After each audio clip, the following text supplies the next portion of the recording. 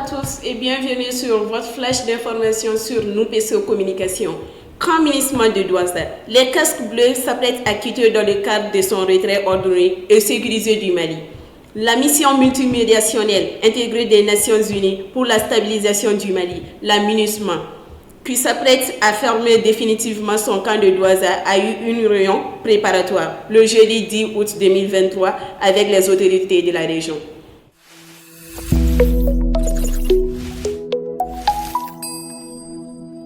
Et aménagement du chronogramme ou prolongation de la transition, les partis politiques et la société civile face à leurs responsabilités.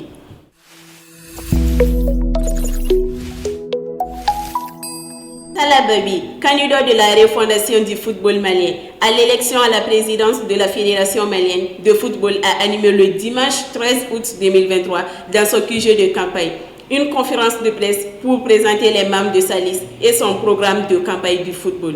Il a précisé qu'il se porte candidat avec une profonde conviction de s'investir sans réserve pour la réconciliation et le développement du football malien. Reportage de Neba Estraoui et Sebou Sangari. Août 2023 sera notre premier outil de gouvernance pour le développement de notre football qui souffre depuis plusieurs années d'une très mauvaise gestion due au manque d'intégrité de ses dirigeants. Chaque candidat doit être capable de présenter aux acteurs, au peuple malien, un projet de développement adéquat suivant un calendrier juste détaillé dans le temps. C'est cet exercice qui doit permettre aux membres de l'Assemblée élective de bien vouloir choisir les dirigeants qu'il faut. Une fois à la tête du CE, mon équipe et moi procéderons, premièrement, au renforcement des capacités et à la redynamisation de tous les segments du football malien, au niveau des ligues, des districts, des clubs, des anciens footballeurs, des entraîneurs, des médecins, des arbitres, des administrateurs et des équipes nationales. Et c'est là, par des formations, le financement des infrastructures, la mise en valeur des acquis, la compétitivité, etc. Le deuxième point sera attelé sur le démarrage à partir de la saison 2023-2024 de la Ligue professionnelle, qui est une exigence pour l'émergence de notre football national.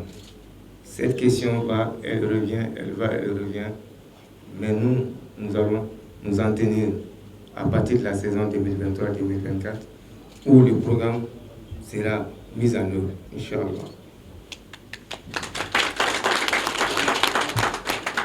Le troisième point, c'est par rapport au texte qui régisse notre football, qui souffre depuis plusieurs années d'une constante modification pour l'intérêt de celui qui dirige. Ce qui est inacceptable et provoque toujours des crises entre les dirigeants et les consommateurs. Des textes qui sont taillés toujours sur mesure.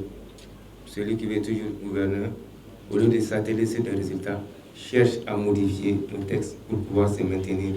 Les choses qu'on va bannir et faire sortir du milieu du football. Dès le premier semestre de notre mandat, un toilettage par une lecture nous permettra d'acquérir des textes avec l'implication de tous les acteurs et conformément au statut de la FIFA et à la politique sportive de notre pays. Dont l'application, je veux dire, sera correcte et impartiale. Quant au département tutelle, qui est le ministère des Sports, nous proposerons une convention de partenariat permettant de décharger l'État de certains engagements dont la FEMAFOOT peut entièrement faire. Coupe Sédouba, deuxième édition pour l'ouverture. FC Damele 0 et FC Djibril, samedi 12 août 2023 à Sirakorodoufi. Reportage Daouda Sangari. Un sentiment de fierté, de joie et de grâce. C'est la deuxième édition. On espère aller au-delà, Inch'Allah. L'objectif recherché, c'est juste créer l'union entre tous les jeunes de la commune 3. C'est l'année dernière, on n'avait pas élargi à toute la commune. C'était la première expérience. On s'était arrêté à Sirakoro et puis les quartiers environnants, Sirakoro, Samé, Koulouninko. Mais cette année, on est allé au-delà. C'est pratiquement toute la commune 3. C'est créer l'entente entre les jeunes de la commune. Inch'Allah, chaque année, on va le faire, Inch'Allah. À l'endroit de la jeunesse, de travailler. Avec le travail, rien n'est impossible.